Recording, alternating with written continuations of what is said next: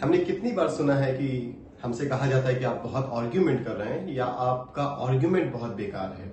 हमने कई बार सुना है कि आर्ग्यू बहुत बेहतर तरीके से करो, यानी तर्क आप किस तरह से दे रहे हैं। तो हमारे सामने सवाल ये है कि आखिर ये आर्ग्यू करना क्या होता है और ये आर्ग्यूमेंट क्या होता है। साथ ही साथ हम लोगों से हमेशा कहा जाता है कि तुम बड़े इलॉजिकल हो, और हम बहुत बार बुरा भी मान जाते हैं कि आखिर इलॉजिकल क्यों कहा जा रहा है। तो आखिर आर्ग्यूमेंट का लॉजिक से क्या संबंध है और क्या बिना आर्ग्यूमेंट के हम लॉजिकल हो भी सकते हैं या नहीं। तो पिछले वीडियो में हमने बात किया था कि प्रपोजिशन क्या होते हैं, और लास्ट वीडियो में हमने ये भी बात की थी कि प्रपोजिशन कैसे बिल्डिंग ब्लॉक होते हैं लॉजिक के। ऑल्दो एक कमेंट भी आया था जो शायद बाद में डिलीट भी कर दिया गया। उस कमेंट में यही बात की गई थी कि ऐसे कई तरह के लॉजिक होते हैं जिसमें प्रपोजिशन की जरूरत नहीं होती है, तो क्या उन तरह के लॉजिक में भी प्रपोजिशन एक बिल्डिंग ब्लॉक की तरह काम करेगा।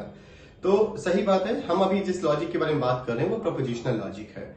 एक और भी लॉजिक के कई तरह के प्रकारों में से एक लॉजिक का प्रकार है जिसको हम नॉन प्रपोजिशनल लॉजिक बोलते हैं, जिसमें प्रपोजिशन की कोई जरूरत नहीं होती है। तो उस तरह की लॉजिक के लिए हम प्रपोजिशन को बिल्डिंग ब्लॉक नहीं मानेंगे। लेकिन जिस तरह के प्रपोजिशन में हम हैं, जिस तरह के प्रपोजिशन के बारे में हम बात कर रहे हैं, जिस तरह की लॉजिक के अंदर जिसको हम प्रपोजिशनल लॉजिक कहते हैं, उसमें प्रपोजिशन एक बिल्डिंग ब्लॉक की तरह काम करता है। तो जब हम आर्ग्यूमेंट के बारे में बात करेंगे तो हम देखेंगे कि किस तरह से प्रपोजिशन ही है जो बहुत ज्यादा रेलेवेंट रोल प्ले करता है। आप देख रहे हैं अंडरग्राउंड फिलॉसफी और मैं हूं प्रशांत कुमार। तो साधारण भाषा में अगर हम बात करें तो आर्ग्यूमेंट दो या दो से ज्यादा प्रपोजिशन जब किसी भी एक कंक्लूजन को नेसेसरली फॉलो करते हैं तो हम कहते हैं कि हम एक आर्ग्यूमेंट डेवलप कर रहे हैं। अभी हमने सिर्फ एक आर्ग्यूमेंट के बेसिक स्ट्रक्चर के बारे में जानने की कोशिश की है। इसका मतलब हम ये कह सकते हैं कि किसी भी एक आर्ग्यूमेंट में हमारे पास दो या दो से ज्यादा प्रपोजिशन होने चाहिए। क्यों हमें दो की जरूरत पड़ती है प्रपोजिशन में, उसकी वजह यह है कि अगर हमारे पास सिर्फ एक प्रपोजिशन होगा तो हम उसके आधार पर कोई दूसरा कंक्लूजन डिराइव नहीं कर सकते हैं। अगर हम एग्जांपल के तौर पर सिर्फ लें, अगर मैं ये कहता हूं कि दिल्ली भारत की राजधानी है, तो सिर्फ इस प्रपोजिशन के आधार पे हम किसी भी कंक्लूजन पे नहीं पहुंच सकते हैं।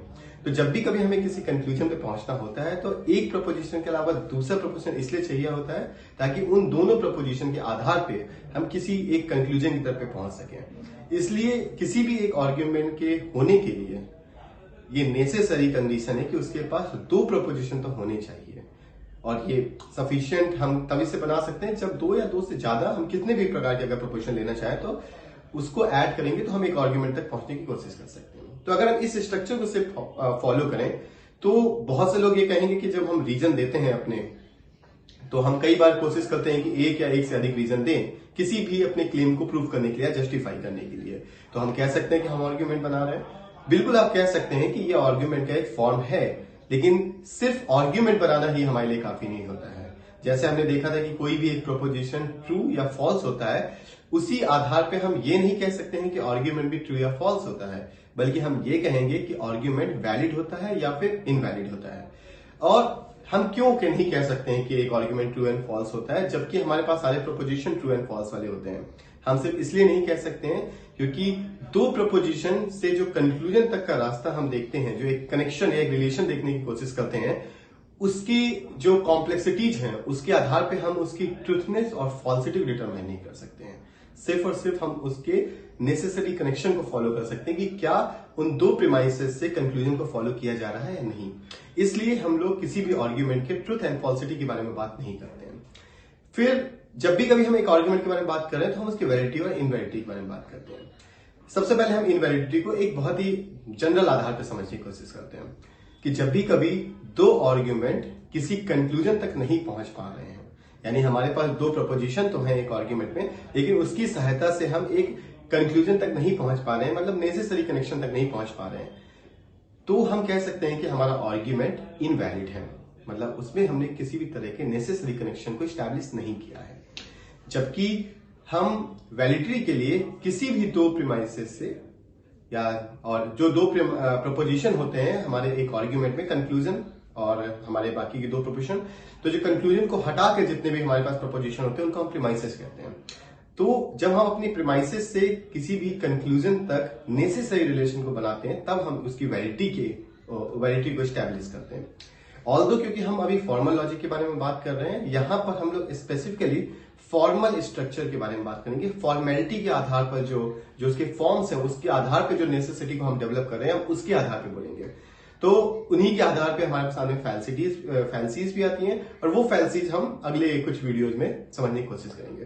तो किसी भी आर्ग्यूमेंट की इनवैलिडिटी तब होती है जब फॉर्मल रूप पे हम किसी भी कंक्लूजन तक नहीं पहुंच पाते, यानी नेसेसरी कनेक्शन एस्टैब्लिश नहीं होता है।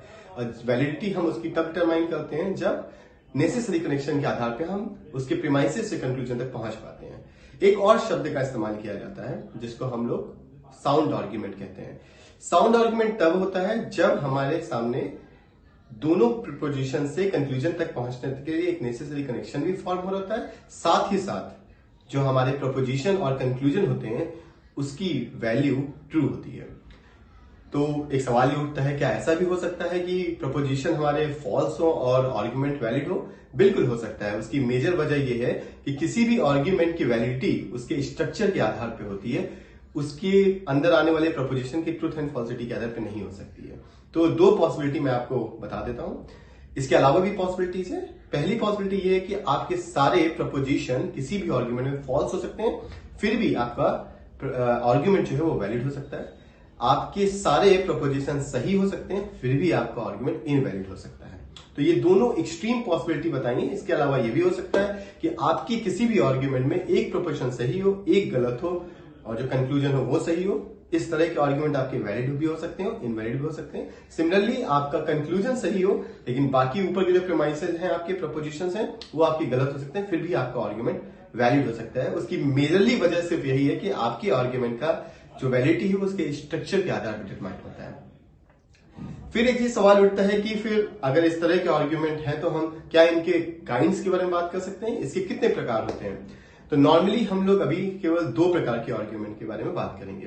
पहला आर्ग्यूमेंट डिडक्टिव आर्ग्यूमेंट, दूसरा इंडक्टिव आर्ग्यूमेंट। इंडक्टिव आर्ग्यूमेंट के बारे में हम पहले बात कर लेते हैं। तो इसको हम इस तरह से समझते हैं कि जब भी कभी हम अपने किसी भी एक प्रपोजिशन को बार बार देखते हैं और उसके आधार पे हम एक कंक्लूजन तक पहुंचने की कोशिश करते हैं, तो इस तरह के आर्ग्यूमेंट को हम इंडक्टिव आर्ग्यूमेंट कहते हैं।